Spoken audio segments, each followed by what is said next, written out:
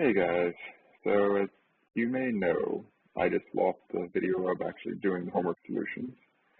So here I am, I'm going to redo it, but I'm just going to leave all the work there and talk about it. So if I go too fast or if you have any questions, feel free just to ask me and I can go back through them. I didn't have the heart to redo every single problem 3 times again. So here we go. Homework solutions for 318, that's yesterday's homework. So if we read this one, the print on the package of a 100-watt General Electric soft white light bulb says they have an average life of 750 hours. So we're assuming that the lives of all such bulbs have a mean of 750 hours and a standard deviation of 55 hours. Okay. If possible, find the probability that the mean life of a random sample of 35 such bulbs will be less than 725. Not if possible, explain why. So this one, if we look at it, we draw our curve, sketch it. 750 is the mean, 725 is below the mean, and we're trying to find less than 725, so that's this area here. If you're using the chart, you're going to convert it to a z-score. Remember, the central limit theorem says that if we have n is greater than 30, we're good to go. All we have to do is fix our standard deviation by dividing the standard deviation by square root of n. So if we do that, that corresponds to a z-score of negative 2.9. Looking negative 2.9 up on the chart, we get the area to the left of 725 to be 0.0036. If we use the Casio, it gave us 3.58 times 10 to the negative 3, which is also 0.0036. Again, Casio, TI, they're more accurate, but they are still estimations, so they're not the exact probability. Everything we have is an estimation. Let's look at part B, though. If possible, find the probability that the mean life of a random sample of 25 such bulbs will be less than 725 hours. If not possible, explain why not. Okay, what's the magic number? 30. Let's go back and look at our rules.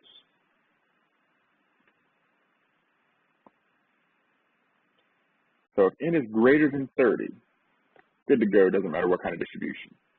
If n is less than or equal to 30, we got to make sure it's a normal distribution already.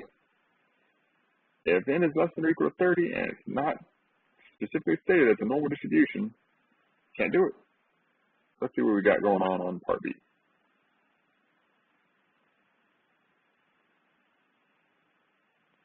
So on part B, 25 is less than 30, and nowhere does it tell us that this thing is a normal distribution. So we can't do it. We cannot apply the central limit theorem. We have to use some other method of finding the probability, some other distribution. We'd have to look and see what it actually was. Now, we could just increase our sample size to be above 30 so that we could go ahead and use this central limit theorem. Gondolas. So a ski gondola at Vail, Colorado, however you say that, carries skiers to the top of a mountain. It bears a plaque stating that the maximum capacity is 12 people, or 2,004 pounds. That capacity will be exceeded by 12 people if their mean weight is greater than 167 pounds. Because men tend to weigh more than women, worst case would be 12 passengers that are all men. Men have weights that are normally distributed, so it is normally distributed, doesn't matter sample size, with a mean of 172 pounds and a standard deviation of 29 pounds, based on some research from some people. For part A, it says find the probability that if an individual man is randomly selected, his weight will be greater than 167 pounds. So again, normal distribution, and so we're good. We can just do find the z-score, look it up on the chart. Individual, well, how many people is that? 1. What's square root of 1? 1. What's standard deviation divided by 1? Standard deviation. So it doesn't change anything. So if we sketch it, 167 is to the left of our mean of 172. We're looking for the area to the right. 167 minus 172 over 29 gives us negative 0.17. That's our z-score. That's what we look up in the chart. Let's just go ahead and look it up. Negative 0.17, 0.1987, 4325. 4325. To get the area to the right, use your rule of consonants. 1 minus that area gives us 0.5675. So if you randomly grab any man, there's a 57% chance that his weight will be above 167. That could be 167.0001 pounds. Remember, normal distribution is continuous. Part B. Now we're talking about those 12 people, the 12 men having a weight greater than 167. If we do that, the only difference really between the z-scores is instead of standard deviation of 0.9, our standard deviation is 0.9 divided by square root of 12. So if we use a calculator, it's even easier.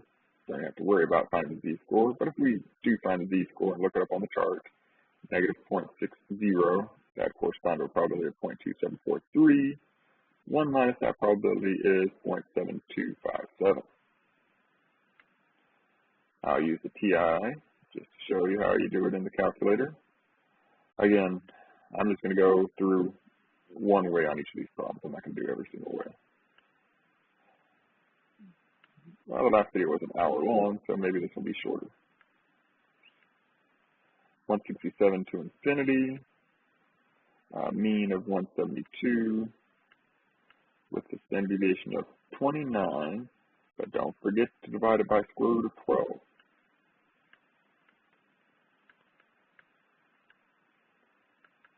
So this is what it should look like on your calculator if you're using a TI. Normal CDF, 167 for the lower bound, infinity for the upper bound, 172 for the mean, 29 divided by square root of 12 for the standard deviation. It gives us a probability of 0.7248. And yes, it is slightly different from the value from the chart because the calculator just uses more decimal places. So it's a better approximation of the actual probability.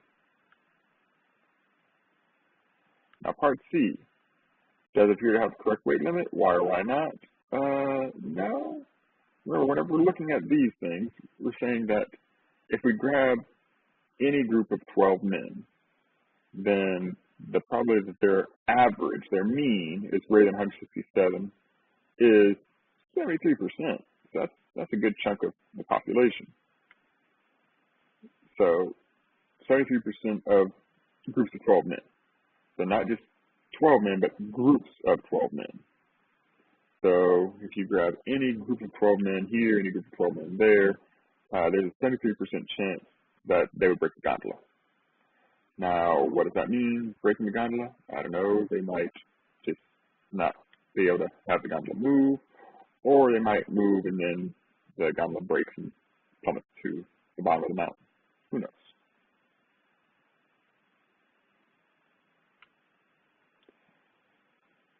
So we did number 8 together yesterday. This is number 7, I do believe. Again, this is all in that in the book. I did make up the first problem, but this one is in the book. So we're told that the heights of women are normally distributed. Mean is 63.6, standard deviation is 2.5.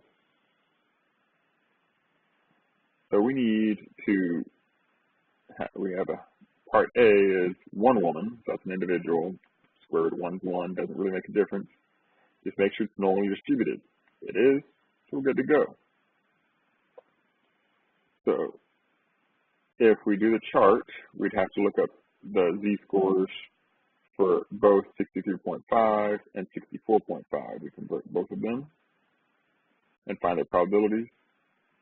This will be the probability that it's to the left of 64.5. This would be the probability that it's to the left of 63.5. If we subtract those two regions, we get the middle. That's what we need. I'm going to use a Casio this time. I'll put it right there. Lower bound was 63.5. Upper bound, 64.5. The standard deviation was 2.5, and it's just one person, so it's just 2.5. 63.6 for the mean. And of course, my grandmother is calling me right this second. Give me 1 second.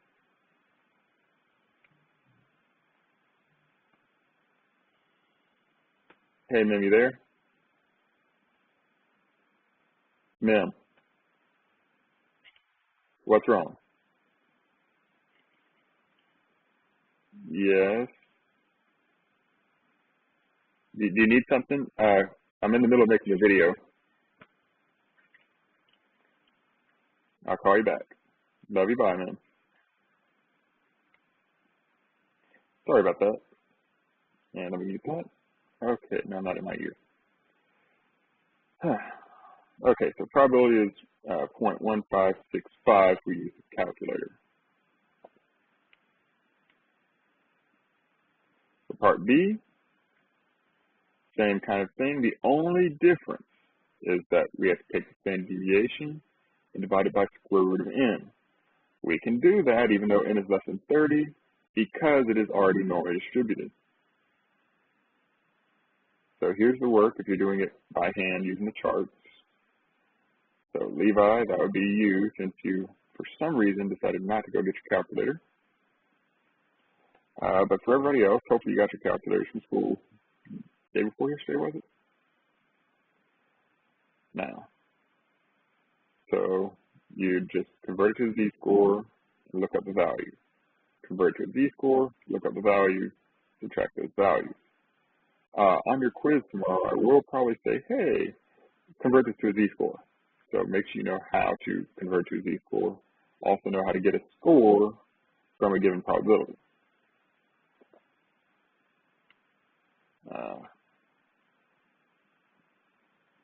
So I'll use this TI this time.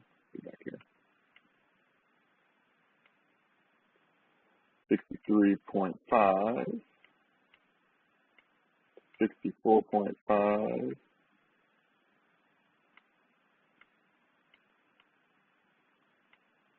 63.6, 2.5 divided by square root of 9. There we go. That's all the info. Paste it for you. TID3s don't have the math type, and also just going to pop out this normal CDF right here, and you just type it in, followed by commas. Lower bound, upper bound, mean, standard deviation. Do not forget divided by square root of n. And we get 0.4077. Same thing we got by the chart. Okay, on this one. This one, it didn't specifically say that it was a binomial distribution, but if you read it, you should have been able to tell. On the quiz, I will make sure I state use the normal approximation of the binomial distribution. And this particular problem is a perfect example of why you actually do the normal approximation. We got 1,002 people, and we're looking at 701 of them. So x is greater than or equal to 701. That means you'd have to do 701, 702, all the way up to 1,002, so 301 different probabilities using that formula. Right. Using this formula, and then adding those together. That would take quite a while. Of course, you know, if we did have a calculator, we wouldn't have to worry about that. So one thing before we do these, we have to check. Well, here's n, p, and x is greater than or equal to 701. This is P, this is Q. Q is 0.39. So we have to take our calculator and make sure that N times P and Q times P and Q times N are bigger than 5, greater than or equal to 5. They are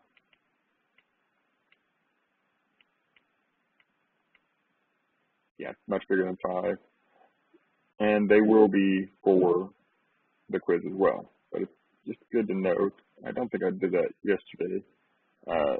No, I didn't. But they already told us basically that it was 7.8%. Well, 7.8 people. That's bigger than 5, and that's Q is much bigger than P, so you don't have to test the smaller one. And for this one, we know 1/3 of 2,000 is definitely bigger than 5. So if we look at, right here. So we just got to check N times P is greater than 5, or equal to 5, and N times Q is greater than or equal to 5. Again, that's going to be true for our cases. I'm going to make sure of that. And let's also not forget to fix the X value. I took a screenshot of this chart, and I'm going to post that in Google Drive as well. Remember, on your quiz, if we're using the lockdown browser, you will not be able to go back and look at this thing. So if you don't have it written down in your notes, you don't have it printed out, if you don't have your formula sheet printed out, you're going to be in trouble. Unless you just already know all the stuff off the top of your head, which is great. Where were we? So yeah, we checked Q times N is bigger than 5, Q is the smaller one, we're good to go. To find the mean and standard deviation, we use our formula, mean and standard deviation of the binomial distribution. That's in chapter 5. We are in chapter 6. So we still need all of these formulas. It even has your central limit theorem here that says sigma is equal to sigma divided by square root of N if you got a sample size of N. So we found the mean, found the standard deviation, and we got to fix it. If we look back at that chart I just went past, it's at least,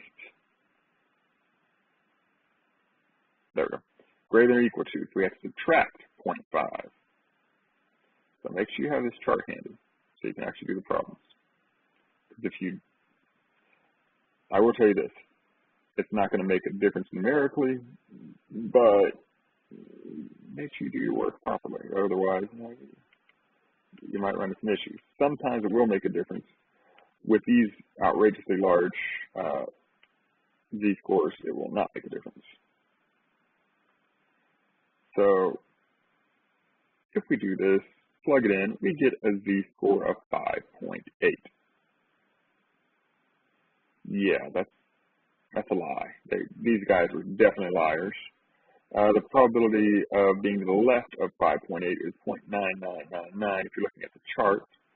That's really generous. If you use a calculator, it's got a decimal followed by 8 zeros and then a number. So yeah, this is definitely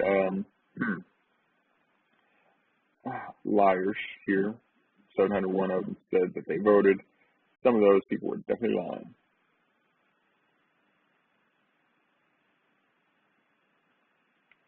Okay. Mendel, again, P is smaller, a fourth of 580. Well, we already know that's 145. We had to do that to find our mean anyway. You just have to do either P or Q, whichever one's smaller. If the smaller one's greater than or equal to 5, then the other one's greater than or equal to 5 for sure. So N is 580, P is 0.25, and X is greater than or equal to 152. Greater than or equal to, you got to fix it. Look at the chart.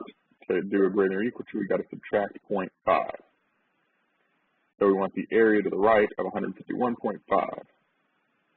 Here's your curve. Get in the habit of sketching it. Good habit. Convert it to a z-score. That gives you 0.62. We look at 0.62 on the chart. Positive z-score 0.62. 73.24. to get the area to right, that's 1 minus that is 0.2676. So there's really not enough evidence to say that Mendel was wrong, because there's a 27% chance that 152 yellow pods occurred by chance. I know that was kind of fast, and I just kind of ran through it and didn't actually show the work, but you can pause it where you need to, try and follow what's going on. If you have any questions, let me know. I can make another video answering your questions. So that's it for this video for the homework solutions. Hopefully this one will save, and quiz tomorrow.